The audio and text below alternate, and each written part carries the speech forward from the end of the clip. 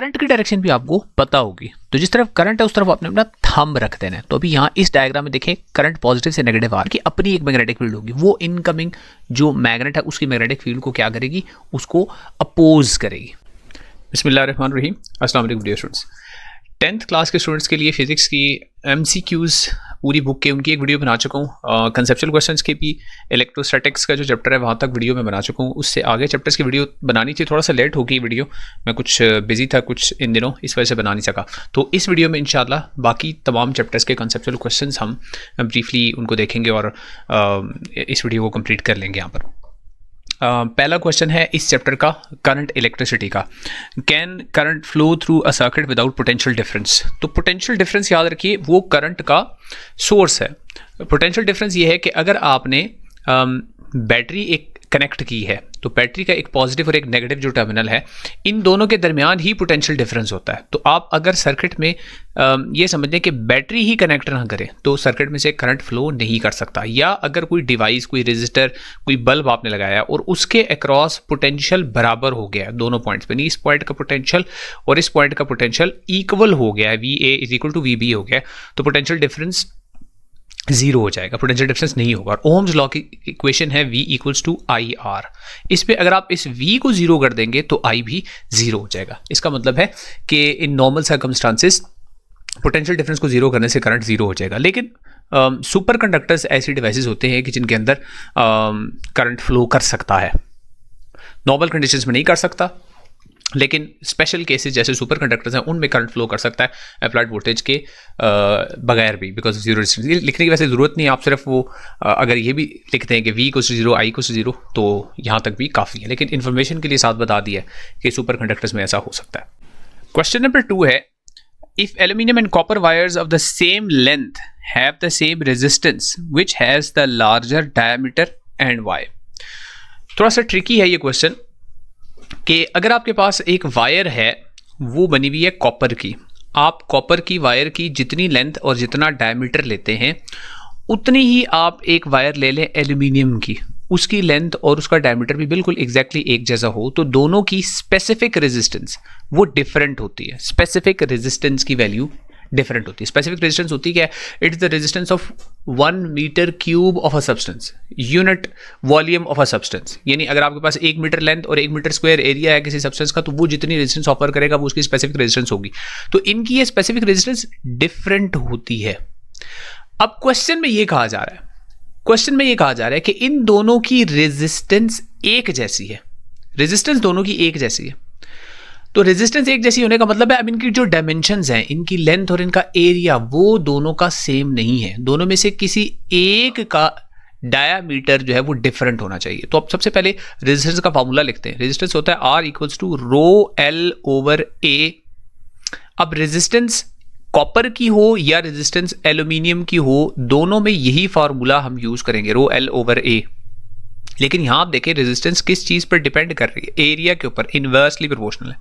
यहां से भी आपको देखें एरिया के साथ रेजिस्टेंस इनवर्सली प्रोपोर्शनल है। तो अगर आपने रो दोनों की डिफरेंट है, याद रखिए कॉपर की स्पेसिफिक रेजिस्टेंस की वैल्यू और एल्यूमिनियम की स्पेसिफिक रेजिस्टेंस की वैल्यू या रेजिस्टिविटी डिफरेंट है। एल्यूमिनियम की जो रेजिस्टिविटी है वो कॉपर के मुकाबले में हाई होती है, ज्यादा होती है। तो अगर एल्यूमिनियम के अंदर ये न्यूमरेटर की वैल्यू हाई है, ये ज्यादा है, दोनों की लेफ्ट हैंड साइड बराबर करनी है, तो क्या करना चाहिए, उसके एरिया को क्या करना चाहिए, उसके एरिया को भी हमें ताकि ज्यादा करना चाहिए, ताकि जितना रेजिस्टिविटी ज्यादा हो रही है उतना ही एरिया ज्यादा हो जाए, दोनों बैलेंस हो जाए और रेजिस्टेंस दोनों की इक्वल हो जाए। तो यहां आपने सिर्फ ये बताना है कि जो रेजिस्टिविटी है वो इनवर्सली प्रोपोर्शनल होती है एरिया के। और एरिया का फॉर्मूला क्या होता है, एरिया ऑफ क्रॉस सेक्शन होता है πD/2 ये एरिया का फॉर्मूला होता है। तो अब चूंकि एरिया जो है वो डिपेंड कर रहा है डायामीटर के ऊपर, तो एरिया ज्यादा करने का मतलब है डायमीटर ज्यादा होना चाहिए। तो डायमीटर ज्यादा होने का मतलब है कि एल्यूमिनियम का डायमीटर कॉपर से ज्यादा करेंगे, तभी दोनों की रेजिस्टेंस सेम आएगी। तो अब इसकी एक्सप्लेनेशन भी मैंने इसी तरह लिखी है, देख लीजिए कि एल्यूमिनियम वायर और कॉपर की वायर दोनों में रेजिस्टेंस की इक्वेशन है। एल्यूमिनियम की रेजिस्टिविटी की वैल्यू हाई है कॉपर के मुकाबले में, तो सेम रेजिस्टेंस मेंटेन रखने के लिए आपको क्या करना चाहिए, एल्यूमिनियम की वायर का area of cross section high होना चाहिए, नहीं उसका डायमीटर भी हाई होना चाहिए। नेक्स्ट चलते हैं नंबर 3 की तरफ। नंबर 3 स्टेट्स के what is resistance across open switch and close switch of a circuit. Open switch को समझ लें, आप घर में जो इलेक्ट्रिसिटी के आपके स्विचेस हैं, अगर किसी स्विच को आप ऑफ कर दें तो उसको बोलते हैं ओपन स्विच। यानी यहाँ इलेक्ट्रिकल इक्विपमेंट्स में हम ऐसे उसका सिंबल बनाते हैं। इसका क्या मतलब है? इसका मतलब है कि करंट अब यहाँ से इधर नहीं आ सकता, रास्ते में गैप आ गया। जब गैप आ जाए तो इसका मतलब है करंट आगे फ्लो नहीं कर सकता। करंट फ्लो ना कर सके तो हम बोलते हैं रेजिस्टेंस बहुत हाई है, बल्कि हम बोलते हैं इन्फिनिट रेजिस्टेंस है। बटन ऑफ हो गया, करंट आगे नहीं जाएगा। और अगर किसी स्विच को आप ऑन करेंगे तो यूं समझे कि ये आपस में ऐसे अब कनेक्ट हो जाएंगे। ये जो इसका ये ऊपर नॉब हुआ है ये डिस्कनेक्ट हुआ था, और ऑन स्विच की सूरत में या क्लोज्ड स्विच की सूरत में ये कंप्लीट हो जाएगा सर्किट। जब सर्किट कंप्लीट हो जाए तो रेजिस्टेंस ऑलमोस्ट जीरो होती है ताकि करंट फ्लो हो सके। तो ये स्विचेस को ऑन ऑफ हम जो करते हैं तो उसमें हम बेसिकली करंट को या फ्लो करवाते हैं, फ्लो नहीं करवाते। तो ओपन स्विच की रेजिस्टेंस तकरीबन इन्फिनिट होती है, बहुत ज़्यादा, और क्लोज स्विच की तकरीबन जीरो होती है, इन्फिनिटी। नंबर 4 है जी, a bird is sitting on a high voltage transmission line but it is not electrocuted, why? तो ये जो वायर्स होती हैं, इन सारी वायर्स पर, अगर इन सारी वायर्स में से किसी एक वायर है, फॉर एग्जांपल इसके ऊपर कोई बर्ड्स बैठे हुए, अब अगर बर्ड यहाँ पर बैठा हुआ है तो उसका एक पाँव भी इसके ऊपर है और दूसरा पाँव भी इसी वायर के ऊपर ही है। ये बर्ड यहाँ पर बैठा हुआ है अगर, तो इसका मतलब क्या है? इसके दोनों पाँव एक ही पोटेंशियल के ऊपर होंगे, तो दोनों पाँव के दरमियान पोटेंशियल डिफरेंस जीरो होगा। पोटेंशियल डिफरेंस बिल्कुल जीरो होगा। बल्कि हमारे टीचर हमें समझाने के लिए कहा करते थे सेकंड ईयर में, वो हमें कहते थे कि अगर आप भी किसी तरह जंप करके इन वायर्स को पकड़ लें और आपके दोनों हाथ एक ही वायर के ऊपर हों, आप हैंग करते रहें, आपको कोई करंट नहीं लगेगा। क्यों? आपके दोनों हाथों का पोटेंशियल जो है वो सेम है। लेकिन फिर वो कहते थे कि अगर नीचे से कुछ जाते हुए आपका दोस्त आपको नीचे से आपके पाँव को पकड़ने की कोशिश करेगा तो जैसे ही वो आपके पाँव को हाथ रखेगा, आप दोनों को फौरन से इलेक्ट्रिक शॉक लगेगा। रीज़न क्या है? कि उस वक्त आपने एक एंड जो है वो हाई पोटेंशियल पे कर दिया होगा और दूसरा एंड लो पोटेंशियल पे, तो पोटेंशियल डिफरेंस क्रिएट हो जाएगा जिसकी वजह से करंट फ्लो करेगा।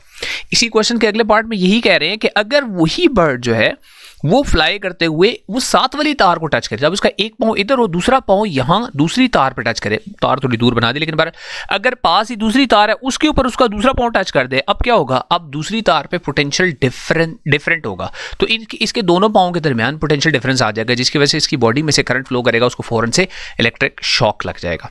तो it is about potential difference. जब पोटेंशियल डिफरेंस होगा तो करंट फ्लो करेगा। तो ये एक्सप्लेनेशन यहाँ पे मैंने लिख दी है। नेक्स्ट नंबर 5 है, you are given 5 resistances of different magnitudes but you are asked to form a circuit whose resistance is smaller than any given resistance. तो रेजिस्टेंसेज अगर 5 हैं, लेट्स सपोज मैं आपको कहता हूँ R1 ये है 1 ओम है, फिर 2 ओम है, फिर 3 ओम है, फिर 4 ओम है और फिर 5 ओम है। ये 5 मैं आपको डिफरेंट रेजिस्टेंसेज दे देता हूँ। तो इनको मैं कैसे कनेक्ट करूँ कि टोटल रेजिस्टेंस सर्किट की जो है वो इंडिविजुअल रेजिस्टेंसेस से कम आए। तो हमेशा याद रखिए, अगर आपने रेजिस्टेंस को कम करना है ओवरऑल रेजिस्टेंस को, तो उनको पैरेलल में लगाते हैं। तो ये 5 की 5 रेजिस्टेंसेस जो हैं इन सब को आप पैरेलल में कनेक्ट कर दें। 5 की 5 रेजिस्टेंसेस को पैरेलल में कनेक्ट कर दें। तो अगर ये पांचों पैरेलल में कनेक्ट होंगी और फिर इनका एक सिरा बैटरी के पॉजिटिव के साथ लगा देंगे, दूसरा इनका एंड बैटरी के नेगेटिव के साथ लगा देंगे, तो ये हमारा एक सर्किट कंप्लीट हो जाएगा। अब इस सर्किट की अगर मैंने overall resistance, total resistance calculate करनी है तो मुझे क्या करना पड़ेगा?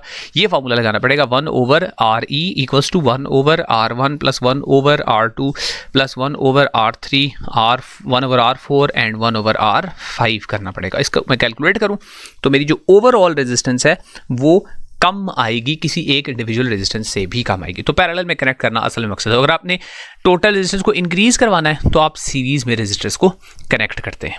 तो to achieve resistance smaller than any of the given resistances you have to connect them in parallel. ठीक है जी, तो पैरेलल में कनेक्ट करेंगे। तो रेसिप्रोकल्स को जब आप एड अप करते हैं तो your total resistance is less than the individual resistance in this case. Next है number 6, you are given a wires, you are given n wires, each of resistance R, what is the ratio of the maximum to the minimum resistance available from these wires? तो total आपको यहाँ पर wires दी गई हैं, total number of wires जो हैं वो n दी गई हैं। तो number of wires is n, ये n दिया गया। अब n कोई भी नंबर हो सकता है, मैं आपको सिर्फ समझाने के लिए अगर n लेट से मैं 5 कहता हूँ तो मेरे पास 5 वायर्स हैं और एक वायर की रेजिस्टेंस R के इक्वल है, एक वायर की रेजिस्टेंस अगर R है तो 5 वायर्स की रेजिस्टेंस कितनी होगी? R को 5 दफ़ा प्लस करूंगा तो ज़ाहिर है 5R होगी। तो अगर एक वायर की, अगर हमारे पास n वायर्स हैं तो टोटल रेजिस्टेंस उन सारी वायर्स की कितनी होगी? सारी वायर्स की जो रेजिस्टेंस है वो n इंटू R होगी, NR। अगर मैं वो वायर्स सारी की सारी सीरीज में लगा दूं तो सीरीज में लगा दूं तो वायर्स की रेजिस्टेंस ऐड हो जाती। और अगर मैं वो सारी वायर्स पैरेलल में लगा दूं तो फिर क्या होगा?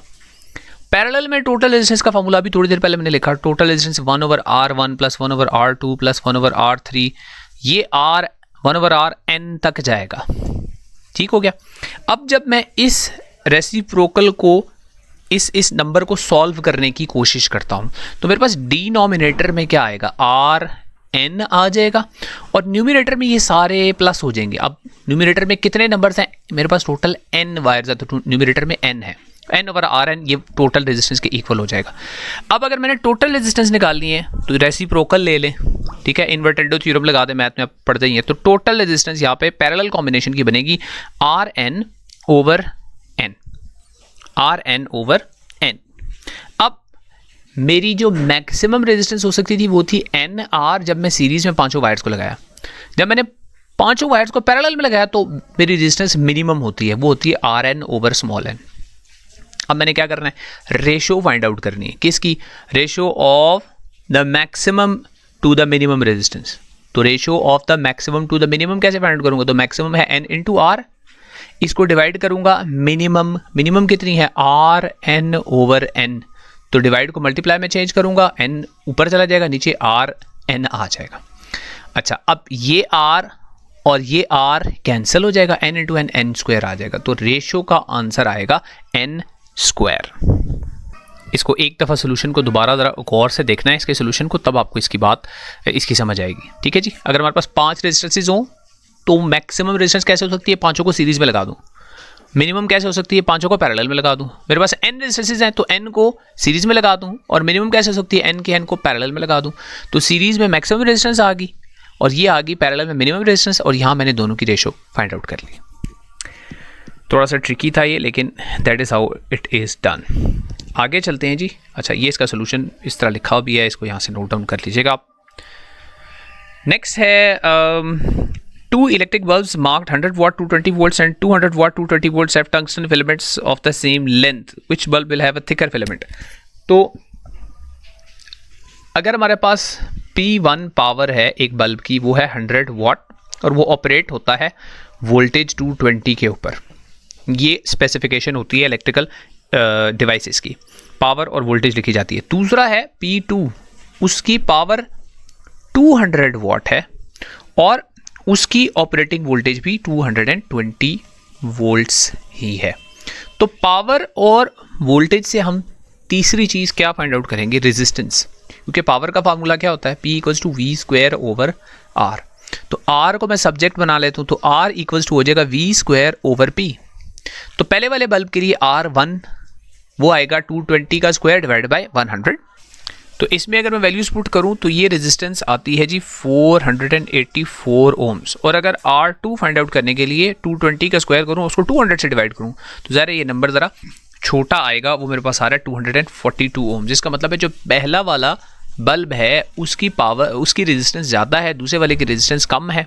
अब दोनों एक ही मटेरियल के बने हुए हैं तो रेजिस्टिविटी दोनों की एक जैसी होगी। रिमेंबर, अब R equals to rho L over A ये फार्मूला होता है। ठीक है जी। तो अब यहाँ पर R और A पहले भी बता चुका हूँ इस फार्मूले में इन्वर्सली प्रोपोर्शनल है। इसका मतलब है जहाँ पे रेजिस्टेंस ज़्यादा होगी उस वायर का एरिया छोटा होना चाहिए। ठीक है। तो दोनों की चूंकि लेंथ सेम है तो जिस बल्ब का थिकर फिलामेंट, जिस बल्ब की रेजिस्टेंस कम है, रेजिस्टेंस की वैल्यू जिसकी लो है, उसका एरिया जो है वो हाई होना चाहिए। एरिया हाई का मतलब क्या होता है? Thick wire. तो रेजिस्टेंस लो जिसकी है उसका एरिया हाई होना चाहिए और वो थिकर होनी चाहिए, वो है R2। तो ये जो दूसरा वाला बल्ब है जिसकी पावर है 200 वाट, ये ज़रा थिक होना चाहिए, तभी ये 200 वाट पावर देगा, ये तभी ये रेजिस्टेंस की वैल्यू कम देगा। अब इसके भी अगेन एक्सप्लेनेशन मैंने साथ ही लिख दी है, तो वो आप एक्सप्लेनेशन भी नोट डाउन कर सकते हैं। ठीक है जी। अच्छा जी, नेक्स्ट है number 8, why are we advise not to touch electrical switches with wet hands. तो ज़ाहिर है वेट हैंड्स होते हैं उन पे वाटर के अगर कतरे होंगे तो water is a good conductor of electricity. तो उसके अंदर सॉल्ट्स वगैरह भी होते हैं वाटर के अंदर, तो वो अच्छा कंडक्ट कर सकते हैं करंट को। तो इसलिए अगर हम हाथ लगाएंगे तो हमारे हाथों से वो करंट ज़मीन में चला जाएगा, तो हमारी बॉडी में से जब गुजरेगा तो ज़रा इलेक्ट्रिकल शॉक हमें लगेगा। तो इसलिए गीले हाथों से कभी भी स्विच को ऑन ऑफ नहीं करना चाहिए। ईजी है ये। Next, why is it dangerous to touch a live wire while standing on earth barefoot. तो अगर आप अर्थ के ऊपर खड़े हुए हैं तो अर्थ, याद रखिए, हमारी ये करंट जो हमारी बॉडी से गुजरेगा वो अर्थ की तरफ बड़ी आसानी से जा सकता है। When you are standing barefoot like this on earth, तो उससे क्या हो रहा है, उससे अगर आपने किसी इलेक्ट्रिकल अप्लायंस को हाथ लगाया है तो वो करंट इलेक्ट्रिकल अप्लायंस से आपकी बॉडी में और आपकी बॉडी से आपके पाँव से ग्राउंड में आसानी से चला जाएगा। तो आपकी बॉडी सिर्फ एक कंडक्टिंग पाथ प्रोवाइड कर रही है। लेकिन अगर आप पहन लें, शूज़ पहन लें, और वो शूज़ भी अच्छे लेदर के शूज़ होंगे, तो वो दरमियान में आपके पाँव को ज़मीन से इंसुलेट कर देगा। दरमियान में इंसुलेटर आ गया, अब इतना अच्छा कंडक्शन का पाथ नहीं बनेगा। ठीक है, तो आप अगर अच्छे इंसुलेटर वाले शूज़ पहनकर, वैसे लाइव वायर को अच्छे शूज़ इंसुलेटर वाले पहन के भी टच नहीं करना चाहिए, लेकिन बहरहाल आंसर सिर्फ करने के लिए दरमियान में इंसुलेटर आ जाएगा, तो उससे क्या होगा कि आप शॉक से बच जाएंगे। लास्ट है, sometimes if your one of the cars headlamps is burnt और not working but the second one is working. अच्छा, अगर आपकी गाड़ी का जो हेडलाइट है उसका एक बल्ब जो है वो ऑफ हो गया, तो वो वाला बल्ब अगर नहीं भी चल रहा तो दूसरा वाला बल्ब जो है वो लाइट फिर भी इमिट कर रहा है। तो इसका क्या मतलब है, ऐसा सर्किट जिसमें एक कोई कंपोनेंट ख़राब भी हो जाए तो दूसरा कंपोनेंट चल रहा हो, तो उसको पैरेलल कॉम्बिनेशन बोलते हैं, क्योंकि दोनों में करंट के पाथ का करंट के गुजरने का अलग अलग पाथ है इस वजह से। तो ये पैरेलल कॉम्बिनेशन होता है, इस वजह से दोनों इंडिपेंडेंटली काम करते हैं। ये इस किस्म का कॉम्बिनेशन होता है। देखें, अगर ये वाला सर्किट, इधर वाला करंट इधर नहीं भी जा रहा तो इधर रास्ता है करंट के फ्लो करने का। अगर ये सीरीज़ में होते तो एक बल्ब फ्यूज़ होने से, एक बल्ब ख़राब होने से दूसरा बल्ब भी ख़राब हो जाता, तो लिहाजा ये दोनों पैरेलल में लगे हुए हैं। तो ये इस चैप्टर के जी MCQs कंप्लीट हो गए हैं। तो नहीं, ये वाला आंसर आई थिंक दूसरे क्वेश्चन का आ गया है। ओके, ये नंबर 11 का है, नंबर 10 का नहीं है। नंबर 10 का ये है कि दे आर इन पैरेलल, ठीक है, उसका सिर्फ ये आंसर है। ये नंबर 11 का है। 11 क्या है, आपने शो करना था, show that volt times ampere is equal to watt. तो वोल्ट टाइम्स एम्पेयर जो है वॉट के इक्वल कैसे है, ये उसका प्रूफ है। तो वोल्ट टाइम्स एम्पेयर है, ये पावर के फार्मूला से है, P इक्वल्स टू VI से है। तो वोल्ट और एम्पेयर दूसरी साइड पे, एक साइड पे पावर है। तो वोल्ट को आप यूनिट वोल्ट्स देते हैं, ठीक है, और वोल्ट्स का को इक्वेट कर सकते हैं हम जूल्स पर कूलम से।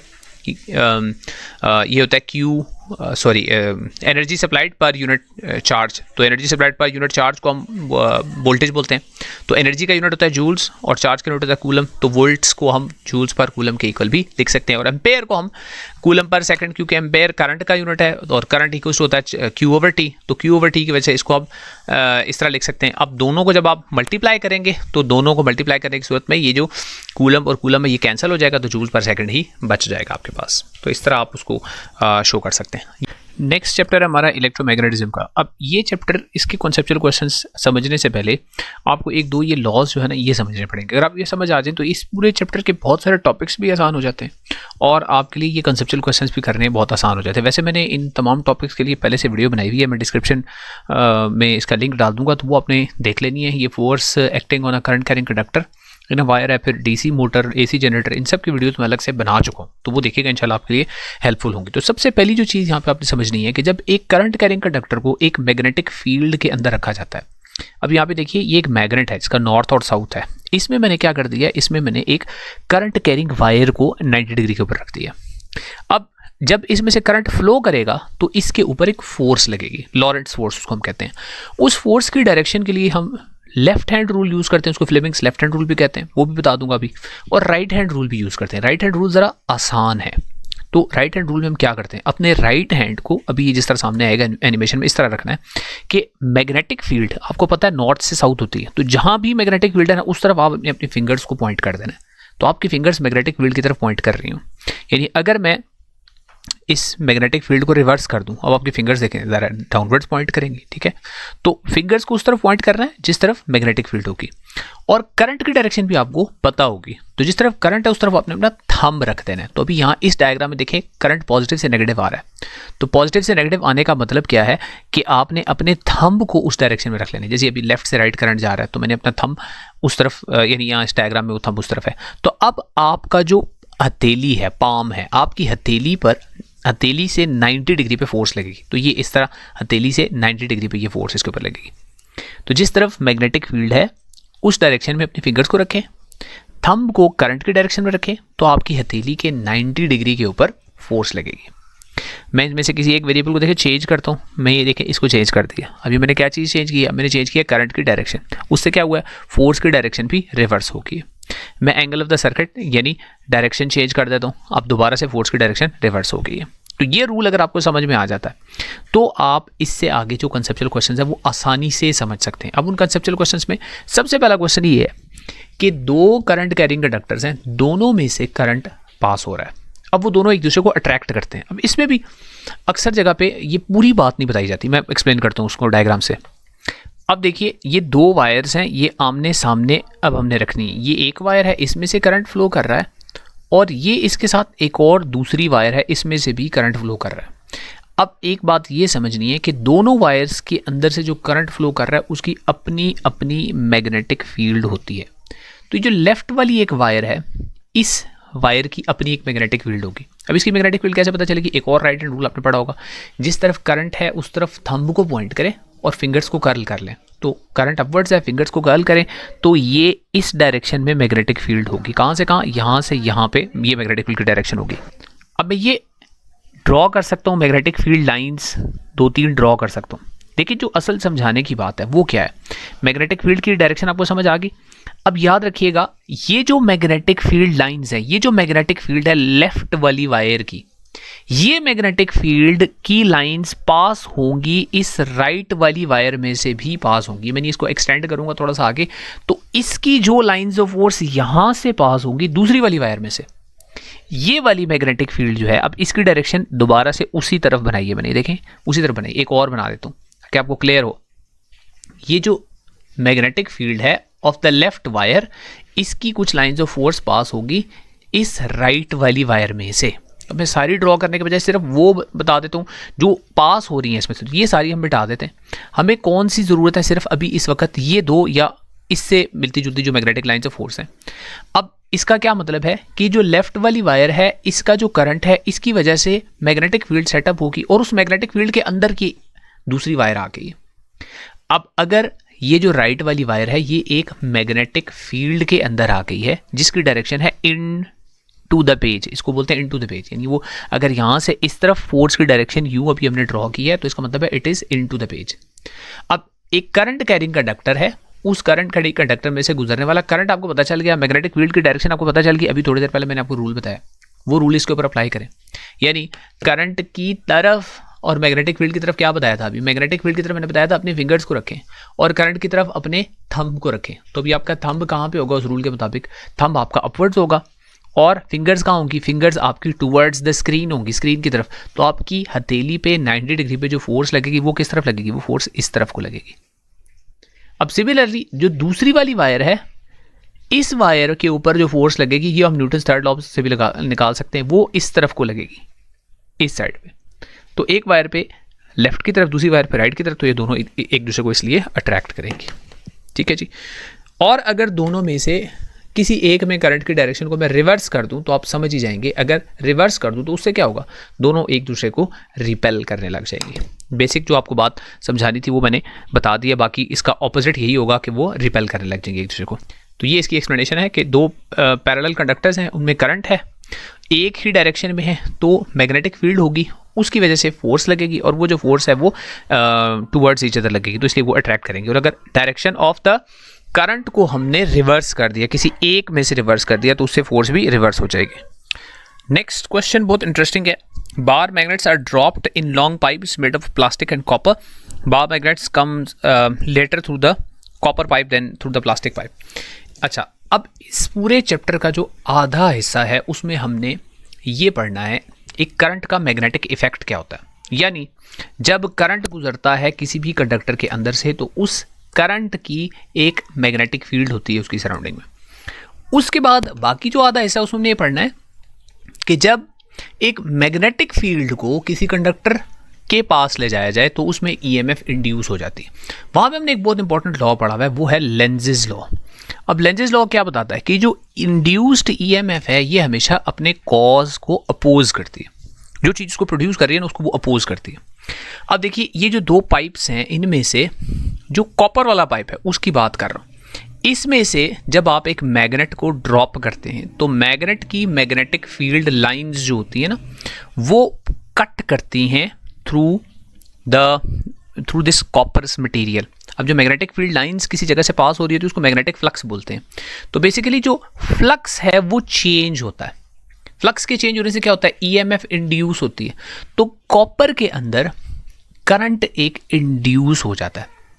अब वो जो करंट इंड्यूस होता है कॉपर के मेटल के अंदर, क्योंकि कॉपर एक कंडक्टर है, वो करंट अपोज करता है अपने कॉज को। अब वो जो करंट है वो अपोज कैसे करेगा अपने कॉज को, करंट की डायरेक्शन ऐसे होती है, उस करंट की भी एक मैग्नेटिक फील्ड बनती है और वो मैग्नेटिक फील्ड इस इनकमिंग मैग्नेट को अपोज करेगी। यानी आने वाला जो करंट मैग्नेट है उसकी मैग्नेटिक फील्ड की डायरेक्शन देखिए डाउनवर्ड्स है। मैग्नेट नीचे ड्रॉप कर रहे हैं तो मैं एज्यूम कर रहा हूँ नॉर्थ नीचे की तरफ है। अब जो इंड्यूस्ड करंट होगा इस कॉपर के अंदर उसकी वजह से जो मैग्नेटिक फील्ड होगी उसमें डायरेक्शन ऐसे होगी, अपवर्ड्स होगी, उसका नॉर्थ ये होगा। नॉर्थ और नॉर्थ एक दूसरे को रिपेल करेंगे। बेसिकली ये जो करंट इस तरह प्रोड्यूस होता है इसको हम एडी करंट बोलते हैं। तो यहाँ पे मैंने आगे आंसर के अंदर ये बता भी दिया, लेकिन असल बात जो समझने की है कि वो अपने कॉज को अपोज करता है अकॉर्डिंग टू लेंजेस लॉ। ठीक है जी। तो जो प्लास्टिक वाला पाइप है वो कंडक्टर प्लास्टिक तो है नहीं, तो सिर्फ ग्रेविटी की वजह से वो नीचे आएगा। लेकिन जो कॉपर वाला पाइप है तो कॉपर तो हो गया कंडक्टर, तो उसमें करंट्स इंड्यूस हो जाएंगे, वो एडी करंट्स कहलाते हैं। एडी करंट लिख दें, अच्छी बात, ना भी लिखे तो खैर करंट इंड्यूस हो जाता है। और वो जो लेंजेस लॉ के अकॉर्डिंगली उस करंट की डायरेक्शन ऐसे है कि अपने कॉज को अपोज करता है। ये हो गया जी नंबर 2। उसके बाद नंबर 3 है what is the direction of magnetic force on this current carrying conductor. अच्छा जी, ये हो गया हमारे पास एक डायग्राम है, बुक में बनी हुई, मैंने इधर कॉपी कर लिया है। इसके ऊपर आपने बताना है direction of the magnetic force on the current carrying conductor. तो इसके ऊपर राइट हैंड रूल अभी जो मैंने बताया वो लगा दें। तो राइट हैंड रूल के मुताबिक देखें, आपने अपने जो फिंगर्स हैं चारों के चारों वो लेफ्ट से राइट पे और थंब अपवर्ड्स, तो फोर्स इस पे लगती है डाउनवर्ड्स। तो रूल लगा के आप चेक भी कर सकते हैं कि इस पे फोर्स लगेगी डाउनवर्ड्स। लेफ्ट हैंड रूल भी लगा सकते हैं, राइट हैंड रूल भी लगा सकते हैं। नंबर 4 में भी डायग्राम है, what is the direction of the rotation of the coil shown when the switch is closed. तो स्विच क्लोज करेंगे तो डायरेक्शन ऑफ द करंट आपको पता है वो कहाँ से कहाँ होती है, प्लस से माइनस की तरफ। तो यहाँ से करंट ऐसे ऊपर जाएगा, यहाँ से ऊपर जाएगा। इस वाली साइड पे करंट जो है वो अपवर्ड्स जाएगा और इस वाली साइड पे जो करंट है वो डाउनवर्ड्स जाएगा। तो आप किसी एक साइड पे अगेन रूल लगा दे, राइट हैंड रूल, किसी एक साइड पे। तो मैग्नेटिक फील्ड है नॉर्थ टू साउथ, तो मैं ये जो राइट वाली साइड है इसके ऊपर मैं रूल लगा देता हूँ, यानी मैं इस वाली साइड पे, इस वाले एंड के ऊपर रूल लगा रहा हूँ। ठीक है जी। तो इसके मुताबिक जो मैंने फिंगर्स को पॉइंट करना है वो इस तरफ को पॉइंट करना है और मैंने थंब को पॉइंट करना है ऊपर की तरफ पॉइंट करना है। तो मेरा पाम जो है उसकी डायरेक्शन नीचे की तरफ है, तो इस वाले एंड पे फोर्स है डाउनवर्ड्स, दूसरे वाली तरफ फोर्स मुझे निकालने की जरूरत नहीं, करंट रिवर्स हो गया तो फोर्स होगी अपवर्ड्स। तो अब यहाँ पे रोटेशन जो प्रोड्यूस होगी वो किस तरह की रोटेशन प्रोड्यूस होगी, इस कॉइल की रोटेशन वो ऐसे यूं करके ये रोटेशन ऐसे प्रोड्यूस होगी, यानी क्लॉकवाइज रोटेशन प्रोड्यूस हो जाएगी। ठीक है जी। ये नंबर 4 हो गया। नंबर 5 में भी अगेन डायग्राम है। अब यहाँ भी लेंजेस लॉ अप्लाई करना है। Bar magnet is moving to the ring, what is the direction the induced current. तो इंड्यूस्ड करंट की डायरेक्शन कैसी होती है लेंजेस लॉ के अकॉर्डिंगली, वो ऐसी होती है कि वो इनकमिंग जो अपना कॉज है उसको अपोज करती है। अभी दिखाता हूँ आपको। अब यहाँ देखिए इस एनिमेशन में हम इस मैग्नेट को मूव करके लेकर जाएंगे टूवर्ड्स द कॉइल, तो कॉइल के अंदर ईएमएफ इंड्यूस हो जाएगी। ठीक है जी। तो अगर मैं मैग्नेट को मूव करके लेकर जाता हूँ towards and away from the coil, तो ईएमएफ जो इंड्यूस होगी उसकी वजह से इंड्यूस्ड करंट होगा, उस इंड्यूस्ड करंट की जो मैग्नेटिक फील्ड होगी, अब उस इंड्यूस करंट की अपनी एक मैग्नेटिक फील्ड होगी, वो इनकमिंग जो मैग्नेट है उसकी मैग्नेटिक फील्ड को क्या करेगी, उसको अपोज करेगी। तो देखिए जब ये साउथ पोल जा रहा है टुवर्ड्स इट, टुवर्ड्स जा रहा है तो क्या हो रहा है, जो कॉइल है उसका भी एंड साउथ बन जाता है। और जब ये यहाँ पे नॉर्थ बनता है, अब यहाँ पे साउथ है, ये साउथ अगर टुवर्ड्स द कॉइल जा रहा है तो कॉइल वाला सामने वाला साउथ बन जाता है। जब ये साउथ अवे जाता है तो कॉइल भी कॉइल नॉर्थ हो जाती है, कॉइल का जो एंड है ये नॉर्थ हो जाता है, इसलिए कि उसने अपने कॉज को अपोज करना है। अब यहाँ पर अगर ये नॉर्थ जो है वो टुवर्ड्स जा रहा है दिस कॉइल, तो नॉर्थ अगर टुवर्ड्स जा रहा है, इस तरफ जा रहा है, तो यहाँ पर एक ऐसी मैग्नेटिक फील्ड बनेगी, ऐसी मैग्नेटिक फील्ड बनेगी, इसका भी यहाँ पे नॉर्थ बन जाएगा। और अगर ये वाला नॉर्थ एंड हो जाए तो करंट की डायरेक्शन आपको कैसे पता चलती है? ये कॉइल का जो राइट हैंड रूल है वो आप इसके ऊपर आसानी से लगा सकते हैं कि करंट की डायरेक्शन जो है वो इस तरफ को हो जाएगी। ठीक है जी, करंट की तरफ अपनी फिंगर्स को गाल करें और नॉर्थ आपका थंब है वो राइट हैंड रूल यहाँ पे लगा देना। और जब ये अवे जा रहा है, अब साउथ इस तरफ को जा रहा है, तो इसको अट्रैक्ट करने की कोशिश करेगा, ये कॉइल इसको अट्रैक्ट करने की कोशिश करेगा। अट्रैक्शन के लिए यहाँ पे क्या होना चाहिए? अब यहाँ पे नॉर्थ हो जाना चाहिए। अगेन यहाँ पे नॉर्थ का मतलब है कि करंट की डायरेक्शन फिर इस तरफ को हो जाती है, राइट हैंड रूल लगा लेंगे इसके ऊपर। तो ये नंबर 5 हो गया। इसके बाद नेक्स्ट चलते हैं जी नंबर 6 की तरफ। नंबर 6 क्वेश्चन, हाँ जी, why output of a transformer is 0 if DC voltage applied across primary. तो ट्रांसफार्मर काम ही एसी पर करता है, क्यों कि ट्रांसफार्मर का वर्किंग प्रिंसिपल है म्यूचुअल इंडक्शन, कि एक कॉइल के अंदर आप ईएमएफ इंड्यूस करवाते हैं by the action on the other coil. यानी ये एक प्राइमरी कॉइल होती है, इस प्राइमरी कॉइल को आपने क्या करना है, इसको मैंने कनेक्ट करना है एसी के साथ। मैं डीसी के साथ करने लगा था, इसको एसी के साथ, एसी वोल्टेज के साथ कनेक्ट करना है। तो ये एक एसी वोल्टेज है, इसके साथ मैंने कनेक्ट कर दिया इस कॉइल को। तो इसके सामने एक और कॉइल पड़ी हुई है, इस कॉइल को मैंने किसी सप्लाई के साथ कनेक्ट नहीं किया, यहाँ पे मैंने गैल्वानोमीटर लगा दिया। ठीक है जी, तो क्या होगा, जब ये एसी करंट फ्लो करेगा इस प्राइमरी वाली कॉइल में, इसकी मैग्नेटिक फील्ड लाइंस कट करेंगी इसमें से दूसरी वाली कॉइल में से, तो दूसरी वाली कॉइल में ईएमएफ इंड्यूस हो जाएगी। एसी चूंकि चेंज होती रहती है वोल्टेज, तो फ्लक्स चेंज होता रहेगा, जब तक फ्लक्स चेंज होता रहेगा तब तक ईएमएफ इंड्यूस होती रहेगी। लेकिन अगर मैं यहाँ पे एसी की जगह पे डीसी वोल्टेज लगा दूंगा तो डीसी वोल्टेज तो चेंज होती ही नहीं, कांस्टेंट रहती है, तो इसका मतलब फ्लक्स भी कांस्टेंट रहेगा। फ्लक्स कांस्टेंट का मतलब फ्लक्स चेंज नहीं होगा, और फ्लक्स चेंज ना हो तो ईएमएफ इंड्यूस 0 होता है। तो यही यहाँ पे एक्सप्लेनेशन मैंने लिख दिया। ठीक है जी, ईएमएफ इंड्यूस का फॉर्मूला भी बेशक लिखते हैं, del phi over del t होता है। नेक्स्ट है number 7, why are coils of transformer found in. Next है जी, why are coils of transformer found on iron core. जो म्यूचुअल इंडक्शन का हमने फिनोमेना पढ़ा था, यूज होता है ट्रांसफार्मर के अंदर। अब म्यूचुअल इंडक्शन में ऐसा नहीं है कि दो कॉइल्स आमने सामने हम रख देते हैं। बेसिकली कॉइल्स को सबसे पहले आयरन की एक कोर होती है दरमियान में, उसके ऊपर कॉइल्स को वाइंड किया जाता है। यानी आयरन की सेंटर में कोर होगी और उसके ऊपर हमने दोनों साइड पे कॉइल्स को वाइंड करते हैं। ये इस किस्म की अरेंजमेंट होती है ट्रांसफार्मर की। यहाँ पे एक कॉइल वाइंड होती है, इसको प्राइमरी कॉइल कहते हैं, और यहाँ पे दूसरी कॉइल वाइंड होती है, इसको सेकेंडरी कॉइल कहते हैं। तो जो प्राइमरी कॉइल होती है इस पे हम एसी वोल्टेज सप्लाई कर देते हैं, उसकी वजह से यहाँ से एसी करंट गुजरता है, और जो मैग्नेटिक फ्लक्स है, जो मैग्नेटिक फील्ड है इस प्राइमरी कॉइल के करंट की, उसका जो फ्लक्स है वो यहाँ से लिंक होता है इस कॉइल के साथ। तो यहाँ से फ्लक्स चेंज होता है दूसरी कॉइल में, सेकेंडरी में, और उसमें ईएमएफ इंड्यूस हो जाता है। अब ये आयरन का कोर बीच में क्या करता है, ये सारे के सारे फ्लक्स को कॉन्सेंट्रेट करता है टूवर्ड्स दिस सेकेंडरी कॉइल। तो फ्लक्स कोई भी यहां से लीक ना हो, यानी जो भी मैग्नेटिक इफेक्ट है, यानी जो भी एनर्जी है, वो प्राइमरी से सेकेंडरी कॉइल तक पूरी की पूरी पहुंच जाए। वैसे इसके ऊपर मैंने डिटेल में एक वीडियो बनाई है, वो भी मैं लिंक डिस्क्रिप्शन में दे दूंगा, तो आप वो देख सकते हैं, वहां से इंशाल्लाह ज़्यादा क्लियर हो जाएगा आपको। तो इसके दो इंपॉर्टेंट जो है वो रीजंस है। एक है high magnetic permeability, iron permit करता है मैग्नेटिक फील्ड की जो लाइंस यानी फ्लक्स है उनको आसानी से परमिट करता है सेकेंडरी कॉइल तक जाने में। और दूसरा फ्लक्स कॉन्सेंट्रेशन, यानी सारा का सारा जो मैग्नेटिक फ्लक्स है वो कॉन्सेंट्रेट हो जाता है टुवर्ड्स द सेकेंडरी कॉइल, और इस तरह एफिशिएंट तौर पे वो म्यूचुअल इंडक्शन होती है, लिहाजा स्ट्रॉन्ग ईएमएफ इंड्यूस हो जाती है इन द सेकेंडरी कॉइल।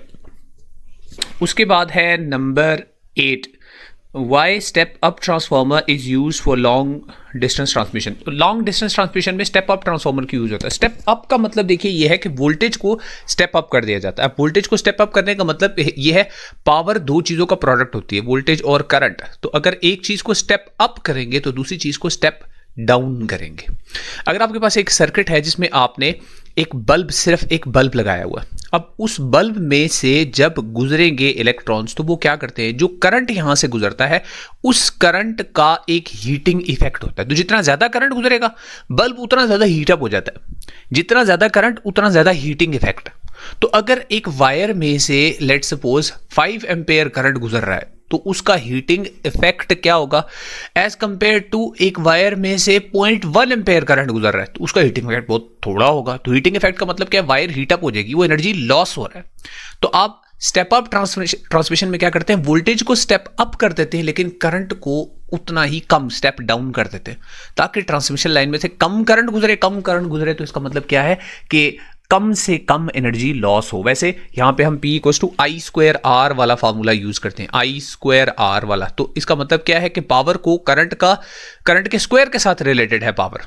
तो करंट अगर कम होगा तो पावर का लॉस स्क्वायर टाइम्स कम हो जाएगा, यानी ज्यादा इफेक्ट हो जाएगा। तो क्या करते हैं, करंट को हम कम करते हैं by stepping up the voltage, और करंट को कम करने की सूरत में जो पावर लॉस है अकॉर्डिंग टू जूल्स लॉ वो बहुत कम हो जाता है।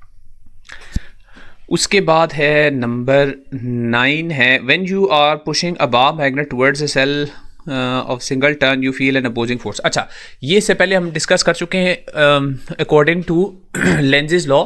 जो इंड्यूस्ड करंट है, जो करंट इंड्यूस हो गया कॉइल के अंदर, वो अपनी कॉज को अपोज करेगा।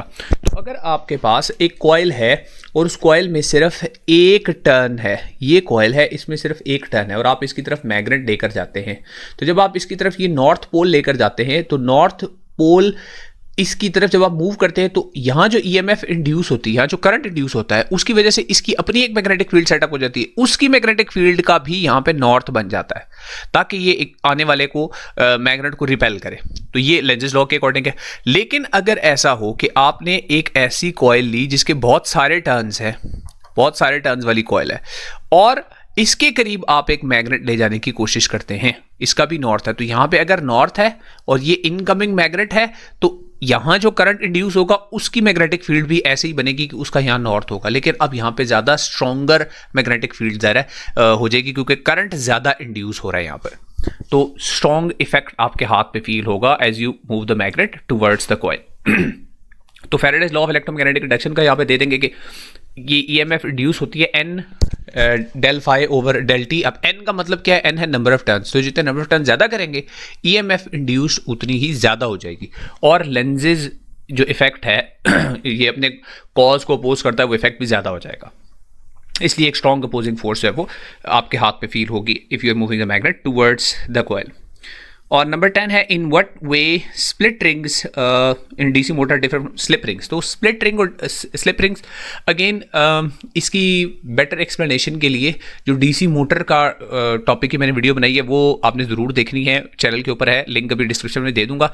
वहाँ से आपको पूरी तरह ये समझ आ जाएगा कि स्प्लिट रिंग कम्यूटेटर करता क्या है। लेकिन वैसे समझा दूँ कि स्प्लिट रिंग एक हाफ साइकिल के बाद जब कॉइल आधा साइकिल टर्न करता है तो करंट की डायरेक्शन को रिवर्स कर देता है। ये करंट की डायरेक्शन को रिवर्स करता है तो फोर्स रिवर्स हो जाती है, जिसकी वजह से जो कॉइल है वो एक ही डायरेक्शन में रोटेट करती रहती है। जबकि स्लिप रिंग जो है इसमें ऐसा कोई बीच में कट तो है नहीं, तो इसलिए ये कॉन्टिन्यूसली करंट को प्रोवाइड करता रहता है, क्योंकि AC जनरेटर में जो करंट जनरेट हो रहा है ये इसको आगे लोड की तरफ भेजता रहता है।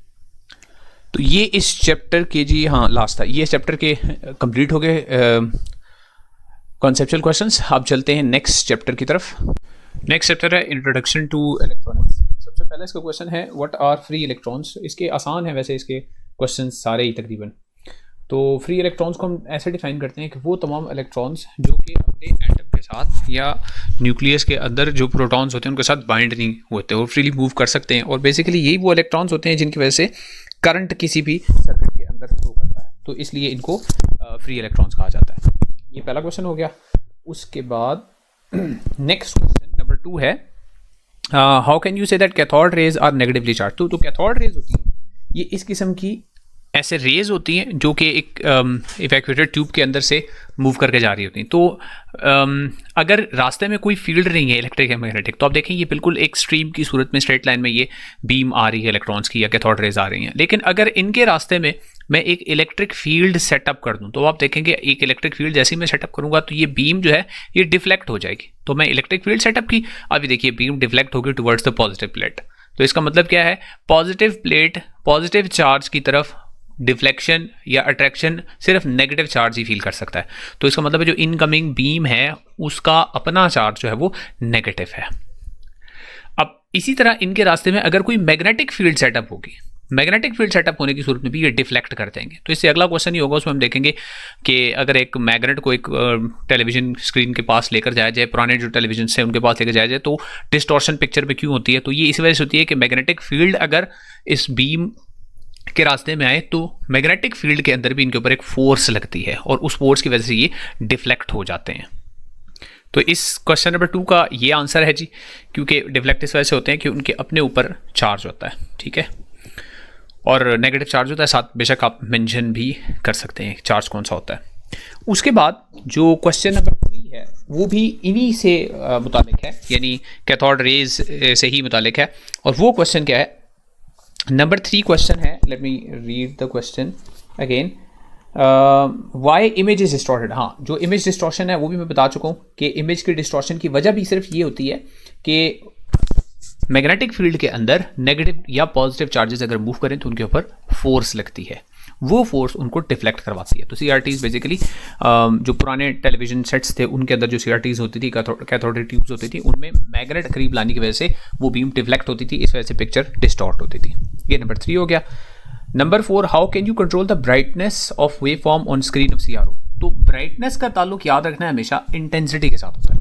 तो ब्राइटनेस है तो वेव फॉर्म कंट्रोल करने के लिए हम इंटेंसिटी ऑफ द जो बीम ऑफ कैथोड रेज है उसको कंट्रोल कर सकते हैं। तो उसके लिए CRO के ऊपर एक बटन होता है, उसको इंटेंसिटी कंट्रोल बटन कहते हैं। तो इंटेंसिटी कंट्रोल के बटन को यूज़ करके, उसकी नॉब को यूज़ करके हम ब्राइटनेस को कंट्रोल कर सकते हैं। तो बेसिकली यहाँ पे इंटेंसिटी का बताना ज़रूरी था कि ब्राइटनेस इंटेंसिटी से डिफाइन होती है। Number 5, all modern devices E G. Mobile phones they all use digital signals. अच्छा, डिजिटल सिग्नल्स की इंपॉर्टेंस है, तो ये भी एक किस्म का थ्योरेटिकली क्वेश्चन है कि जो डिजिटल सिग्नल्स होते हैं वो इसलिए इंपॉर्टेंट होते हैं कि वो ईजिली प्रोसेस हो जाते हैं, ट्रांसमिट भी हो जाते हैं और री एस्टेब्लिश भी हो जाते हैं। यानी आपने डाटा सिग्नल एक जगह से दूसरी जगह भेजा, उसको ट्रांसमिट पहले किया, उसके बाद उसको वापस रीड भी करना है, तो वो रीड भी आसानी से डिजिटल सिग्नल हो जाता है as compare to the analogue signal. Number 6, is a NAND gate reciprocal of AND gate. तो रेसिप्रोकल ही कह सकते हैं इसको कि एंड गेट की आउटपुट 1 उस वक्त होती है जब दोनों इनपुट्स 1 होती है। यानी एंड गेट का अगर मैं ट्रुथ टेबल बनाऊं तो आई एम श्योर ये इससे पहले आप बना भी चुके होंगे ट्रुथ टेबल भी, कि 0 0 अगर इनपुट हो, चेंज द कलर टू, तो आउटपुट होती है 0, और 0 1 पे भी 0, और 1 0 पे भी 0, और 1 1 पे ये 1 होती है। ये एंड गेट की आउटपुट है। इसको आगे नॉट कर दें तो ये नैंड गेट बन जाएगा। तो नैंड में क्या होता है, ये 0 को 1 हो जाएगा, ये भी 1 हो जाएगा, ये भी 1 हो जाएगा, और ये 0 हो जाएगा। तो बेसिकली एंड की इन्वर्जन ही होती है नैंड में। नेक्स्ट है जी नंबर 7। अब नंबर 7 में ये कह रहे हैं कि जी what is the difference to produce a low output from OR gate और नैंड गेट। तो और गेट में लो आउटपुट कब होती है, जब दोनों इनपुट्स 0 हों।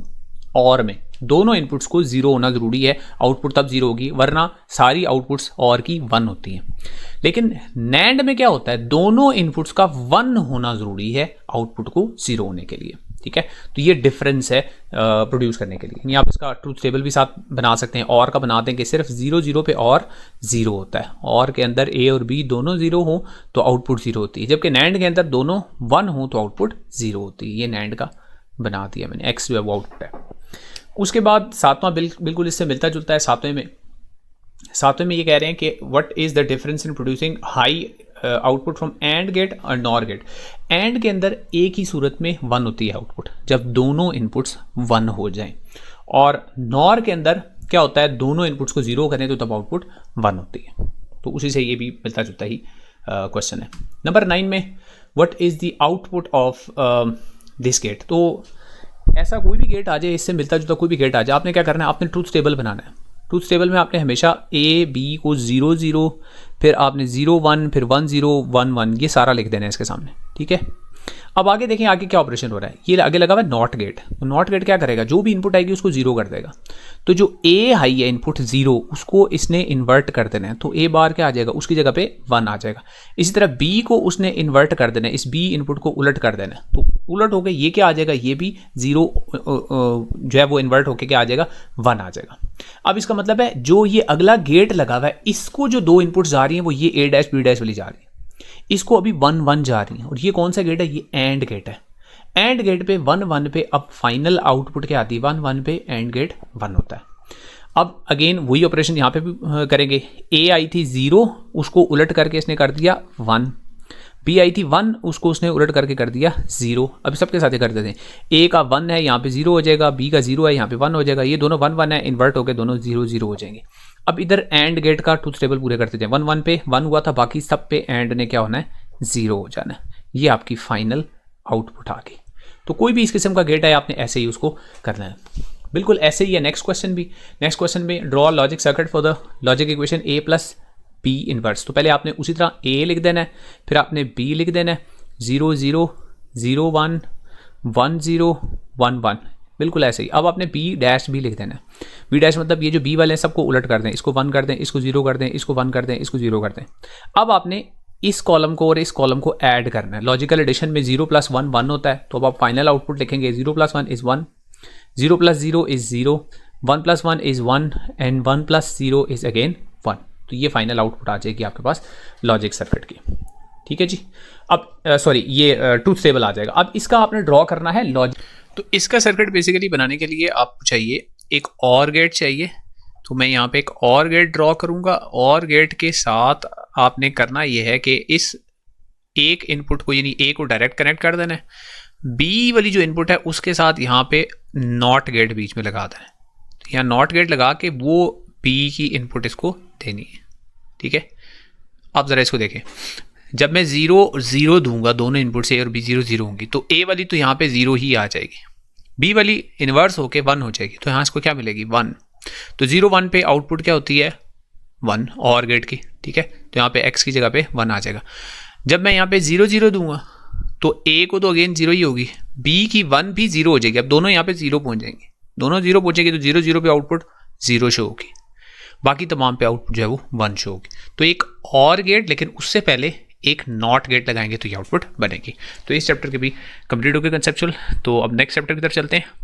नेक्स्ट बीच में आईटी वाला चैप्टर है, उसके आई थिंक थ्योरेटिकल ही ज़्यादा, तो उसकी मैं वीडियो नहीं बना रहा। ये जो आखिरी चैप्टर रेडियो एक्टिविटी का, अब इसके क्वेश्चंस को देखते हैं। इसका नंबर 1 क्वेश्चन है, what is common in isotopes of an element and what is different in them. तो आइसोटोप्स जो होते हैं वो ऐसे atoms of the same element होते हैं जिसका सेम एटॉमिक नंबर होता है, यानी उनका एटॉमिक नंबर एक जैसा होता है, लेकिन उनका मास नंबर जो है वो डिफरेंट होता है। तो एटॉमिक नंबर ये सिमिलैरिटी में आ जाएगा और मास नंबर ये डिफरेंट होना। लेकिन इसके साथ आप ये भी लिख सकते हैं कि उनकी केमिकल प्रॉपर्टीज़ एक जैसी होती है, क्योंकि chemical properties number of electrons पर डिपेंड करती हैं, और फिजिकल प्रॉपर्टीज़ थोड़ी सी एक दूसरे से डिफरेंट होती है, क्योंकि फिजिकल प्रॉपर्टीज़ जो है वो नंबर ऑफ इलेक्ट्रॉन्स पर डिपेंड नहीं करती। ये भी साथ ऐड कर सकते हैं। उसके बाद नेक्स्ट है जी number 2, isotopes that nuclear radiate emits on atom element it moves up. अच्छा हाँ, कि एक ऐसी किस्म की रेडिएशन है, ये बहुत इंपॉर्टेंट है, कि जिसमें एटॉमिक नंबर इंक्रीज़ हो जाता है। अब वो कैसे इंक्रीज़ होता है, ये थोड़ा डिटेल से समझने वाला टॉपिक है। कि बाज़ औक़ात ऐसा होता है कि कुछ न्यूक्लियाई के अंदर नंबर ऑफ़ न्यूट्रॉन जो है वो नंबर ऑफ़ प्रोटॉन से ज़्यादा होते हैं। नंबर ऑफ़ न्यूट्रॉन और प्रोटॉन में इम्बैलेंस होता है, तो उस न्यूक्लियस में ऐसा होता है कि न्यूट्रॉन जो है ना वो चेंज हो जाता है into a proton. Neutron proton में चेंज हो जाता है। और जिन न्यूक्लियाई में प्रोटॉन नंबर न्यूट्रॉन नंबर से ज़्यादा होता है, उसमें भी ऐसा हो सकता है कि प्रोटॉन न्यूट्रॉन में कन्वर्ट हो जाए। लेकिन अभी हम बात कर रहे हैं कि न्यूट्रॉन की प्रोटॉन में ट्रांजिशन, जब ऐसा होता है न्यूट्रॉन प्रोटॉन में कन्वर्ट होता है, तो साथ ही एक बीटा नेगेटिव पार्टिकल भी रिलीज होता है। अब देखिए, अगर आपके पास एक पेरेंट न्यूक्लियस था जिसका एटॉमिक मास जो है वो ए था, एटॉमिक नंबर जो है वो Z था। अब उसका अगर एक न्यूट्रॉन प्रोटॉन में कन्वर्ट हो गया तो इसका एक न्यूट्रॉन नंबर तो कम हो गया, लेकिन साथ ही एक प्रोटॉन नंबर बढ़ गया, तो उसके मास नंबर पे कोई फ़र्क नहीं पड़ेगा, वो ए ही रहेगा। लेकिन चूंकि उसका एक प्रोटॉन बढ़ गया तो उसका प्रोटॉन नंबर हो जाएगा Z+1।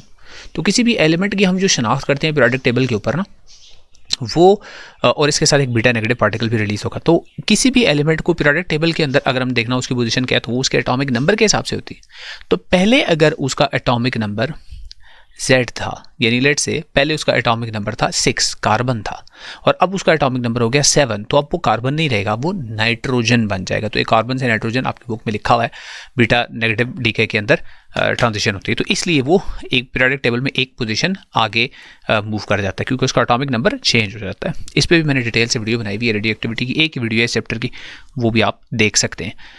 उसमें मैंने समझा दिया आपको ये 3 तरह का जो डीके होता है ये किस तरह होता है।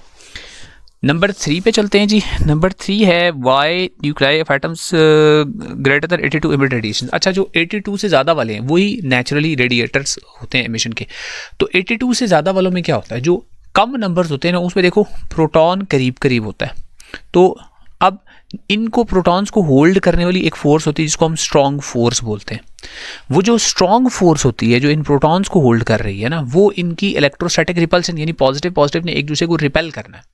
2 पॉजिटिव प्रोटॉन्स एक दूसरे को करेंगे रिपेल, तो इनकी रिपल्शन के अगेंस्ट एक और फोर्स लगती है जिसको स्ट्रॉन्ग फोर्स कहते हैं, वो इनको होल्ड करके रखती है। लेकिन अगर बहुत ज़्यादा ये हो जाए, यानी 82 हो जाए, तो अब ये दूर हो जाते हैं, एक दूसरे से दूर हो जाते हैं। जब ये दूर हो जाते हैं उस सूरत में जो स्ट्रॉन्ग फोर्स है उसका इफेक्ट कम हो जाता है क्योंकि वो बहुत शॉर्ट डिस्टेंस फोर्स है। इस वजह से अब ये अनस्टेबल कहलाते हैं और स्टेबिलिटी की तरफ उसी वक्त जा सकते हैं जब ये कोई रेडिएशन एमिट करते हैं। तो 82 से ज़्यादा वाले जो हैं उनकी इम्बैलेंस होता है स्ट्रॉन्ग न्यूक्लियर फोर्स का और उनकी इलेक्ट्रोस्टैटिक फोर्स जो उनको रिपल्सिव इलेक्ट्रोस्टैटिक फोर्स है बीच में उनका, तो इसकी वजह से वो अनस्टेबिलिटी होती है और अनस्टेबिलिटी की वजह से वो वापस स्टेबल होने के लिए इम्बैलेंस को बैलेंस करने के लिए रेडिएशंस एमिट करते हैं। नेक्स्ट है जी number 4, beta particles are emitted from the neutron of the nucleus, write the nuclear equation with this. अच्छा, ये है जी बीटा पार्टिकल एमिट हो रहा है न्यूट्रॉन में से, तो न्यूट्रॉन है 1 0, इसमें से बीटा पार्टिकल्स, तो न्यूट्रॉन अभी मैंने थोड़ी देर पहले आपको बताया किस में कन्वर्ट होता है, प्रोटॉन में, ट्रांसम्यूटेशन। न्यूट्रॉन प्रोटॉन में ट्रांसम्यूटेट होता है, तो प्रोटॉन आपको मिलना चाहिए, इसका मतलब है। और प्रोटॉन के ऊपर जो है चार्ज 1 होता है और उसका मास नंबर भी 1 होता है। साथ ही आपने लिख देना बीटा पार्टिकल्स में से रिलीज हुआ है, तो बीटा के ऊपर बीटा और -1 यहाँ पे चार्ज होता है, उसका मास 0 होता है। लेकिन साथ इसके याद रखना कि एक एंटी न्यूट्रिनो भी पार्टिकल एक और भी रिलीज होता है, एंटी न्यूट्रिनो कहते हैं उसको, बीटा नेगेटिव के साथ। अच्छा जी, उसके बाद है जी नेक्स्ट, ये थोड़ी सी इक्वेशन ऐसी है जो बुक में डिस्कस नहीं किया और डायरेक्ट इक्वेशन दे दी है। Why range of beta particles is greater, तो बीटा पार्टिकल्स की जो रेंज है वो ग्रेटर, बीटा की रेंज ग्रेटर है और अल्फा की आयनाइजेशन ग्रेटर है। 2 क्वेश्चन है। तो रेंज का जहाँ तक ताल्लुक है वो इस वजह से कि अल्फा पार्टिकल्स का मास ज़्यादा होता है, मास जिसका ज़्यादा होता है तो वो इंटरेक्ट ज़्यादा करता है, जिस मटेरियल से ज़्यादा उसके आइंस के साथ, उसके एटम्स के साथ इंटरेक्शन उसका ज़्यादा होता है, और मैसिव चीज़ ज़्यादा वो दूर इसलिए नहीं जा सकती। लेकिन नेक्स्ट ही क्वेश्चन है कि इसकी आयनाइजिंग पावर ज़्यादा क्यों है अल्फा की बीटा के मुकाबले में, तो जिसके ऊपर ज़्यादा चार्ज होगा बड़ा वो उतना ही अच्छा आयनाइज़र भी होगा, तो आयनाइज ज़्यादा अपने ज़्यादा हाई हैवी चार्ज की वजह से ये करता है। ये नंबर 6 का भी आंसर हो गया। उसके बाद है जी number 7, what fraction of radioactive element will be left after 4 half lives have elapsed. तो इसके लिए हम इक्वेशन यूज़ करते हैं कि जो लेफ्ट हैं नंबर ऑफ एटम्स, उसके लिए इस फ्रैक्शन जो लेफ्ट है उसके लिए हम क्या करते हैं, जो ओरिजिनल है उसको n0 कहते हैं, उसको डिवाइड करते हैं 1 ओवर, उसको डिवाइड करते हैं 2 raise to the power n के साथ, ठीक है। तो n0 over 2 raise power n। अब n हाफ लाइव्स, तो हाफ लाइव्स कितनी 4, तो n0 over 2 raise to the power 4 वो होता है 16, तो इसका मतलब है 1 ओवर 16 ऑफ द ओरिजिनल रह जाएगा। यानी ओरिजिनली जितना भी मैथ था उसका 1/16 रह जाएगा, ओरिजिनली जितने भी नंबर ऑफ एटम्स थे उसके 1/16 रह जाएंगे, जिस तरह मर्जी आप इसको एक्सप्लेन कर दें, ठीक है जी।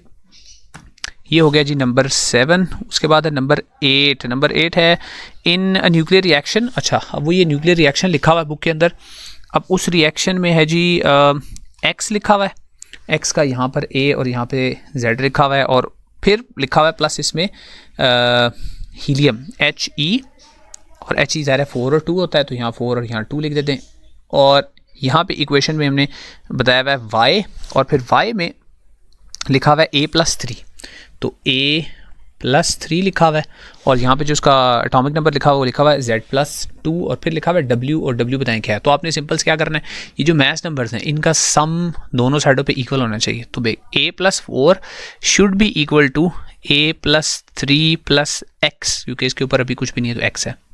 तो यहाँ पे A+4 है, वहाँ A+3 है, तो नज़र ही आ रहा है ये x जो है 1 के इक्वल होगा। तो x इक्वल टू क्या आएगा 1, तो इसलिए यहाँ पे x की जगह पे क्या आना चाहिए 1 आना चाहिए। इसी तरह डिनोमिनेटर में देखें, इधर लिखा हुआ है z, इधर लिखा हुआ है 2, तो लेफ्ट हैंड साइड पे है Z+2, राइट हैंड साइड पे है Z+2, तो इसका मतलब है इसके साथ नीचे यहाँ पे कुछ भी नहीं होना चाहिए, 0 होना चाहिए।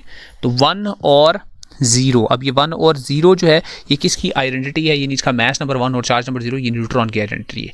तो n न्यूट्रॉन है, ये 1 0 ये इसकी आइडेंटिटी है। ये आपने मैथ नंबर्स को इक्वेट कर देना है, एटॉमिक नंबर्स को इक्वेट कर देना है, वहाँ से आपको math number atomic number Z जो तीसरा एलिमेंट है उसका मिल जाएगा। अच्छा ये भी हो गया। उसके बाद है जी why does the fusion of light nuclei into heavier nuclei release energy. ये भी थोड़ा डिटेल मांगता है टॉपिक, इतना सा ये कंसेप्चुअल के अंदर होना नहीं चाहिए, लेकिन बहरहाल अगर दो स्मॉलर न्यूक्लियाई जैसे प्रोटियम है, हाइड्रोजन का एक आइसोटोप है, ड्यूटीरियम है, पहले H21 है, और ट्रिटियम इसके साथ ऐड कर लेते हैं H31, ये दोनों ऐड होते हैं ना तो हमें मिलता है हीलियम। और हीलियम जो है उसका मैस नंबर क्या होता है, उसका मैस नंबर होता है 4 और 2। तो देखें इन दोनों का ऐड करें ना, मैस 3 + 2 क्या आता है 5, इसका मैस क्या आ रहा है 4, तो इसका मतलब क्या है कि राइट साइड वाला मैस ज़रा कम है लेफ्ट साइड वाले मैस से, तो इक्वेशन तो बैलेंस होनी चाहिए। अब जो मैस का डिफरेंस है उसके बराबर यहाँ एक पार्टिकल यानी न्यूट्रॉन रिलीज हो जाता है, लेकिन साथ ही साथ एनर्जी भी बहुत सारी रिलीज होती है, और ये एक इवेंट के अंदर बल्कि एनर्जी तकरीबन 17.6 मेगा इलेक्ट्रॉन वोल्ट के बराबर एनर्जी भी रिलीज होती है। अब ये क्यों होती है, आइंस्टाइन ने एक इक्वेशन पुट की थी E = mc² के मैस जो है वो एनर्जी में कन्वर्टेबल है और एनर्जी मैस में कन्वर्टेबल है, तो जो इनके मैसेस का डिफरेंस आएगा वो यहाँ पे हम डेल्टा m इधर पुट करेंगे, उसको स्पीड ऑफ लाइट के स्क्वायर के साथ मल्टीप्लाई करेंगे, तो उतनी एनर्जी ये रिलीज होगी ड्यूरिंग दिस रिएक्शन। ये मैस, इसको सेकंड ईयर में डिटेल से पढ़ेंगे, इसको मैस डिफेक्ट बोलते हैं। तो मैस डिफेक्ट की वजह से, और बाइंडिंग एनर्जी का एक टॉपिक है वहाँ हम डिटेल से पढ़ते हैं कि बाइंडिंग एनर्जी के डिफरेंस की वजह से एनर्जी रिलीज होती है। लेकिन यहाँ सिंपल टर्म्स अगर उसको आपने एक्सप्लेन करना है तो आपने ये बताना है कि दोनों साइडों पे मैस का डिफरेंस है। स्मॉलर न्यूक्लियाई जब भी फ्यूज़ करेंगे बड़ा न्यूक्लियस बनेगा, उस बड़े न्यूक्लियस का मैस उन दोनों स्मॉलर न्यूक्लियाई के सम ऑफ मैसेस से कम होगा, तो जो डिफरेंस ऑफ मैस है वो अपेयर होगा in the form of energy.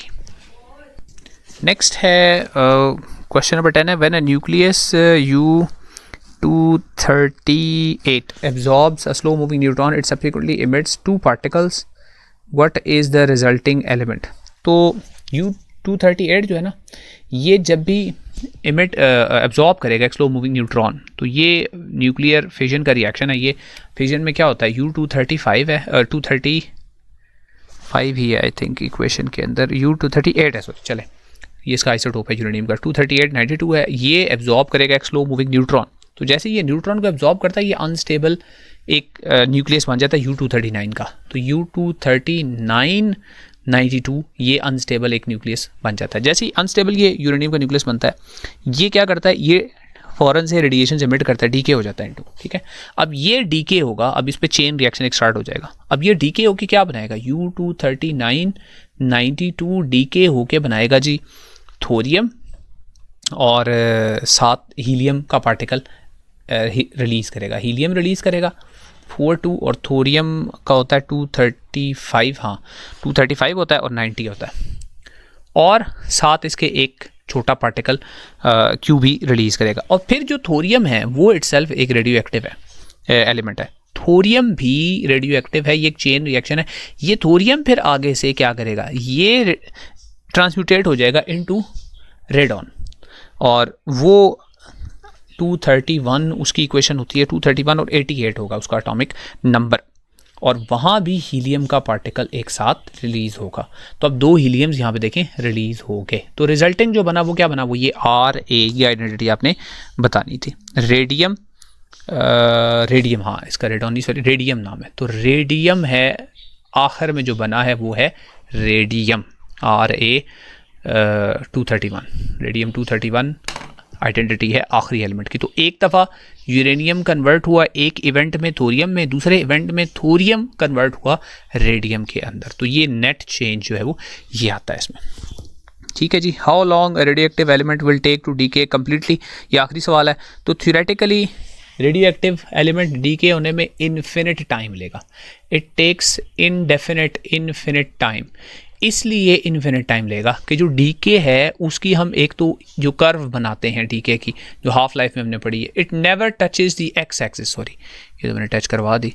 It never touches the x axis, ये कभी भी एक्स एक्सिस को टच नहीं करेगी, यानी कंप्लीटली ख़त्म नहीं होगा। इसलिए नहीं ख़त्म होगा, देखें हर इवेंट के बाद जितना भी रिमेनिंग होता है एक हाफ लाइफ के बाद, यानी आपके पास लेट से स्टार्ट में है 100% है एक एलिमेंट का, आप एक हाफ लाइफ गुजारते हैं तो 50% रह जाता है, फिर एक हाफ लाइफ गुजारते हैं तो वो 25% रह जाता है, फिर एक हाफ लाइफ गुजारते हैं तो 12.5% रह जाता है। अब इसको आप हाफ करते चले जाएं, ज़ीरो कभी भी नहीं आएगा आपके पास। तो थ्योरेटिकली ये ज़ीरो कभी भी नहीं होगा, बहुत मिनिमल हो जाएगा। तो इसकी ज़ीरो होने की प्रोबेबिलिटी जो है वो ऑलमोस्ट ज़ीरो है।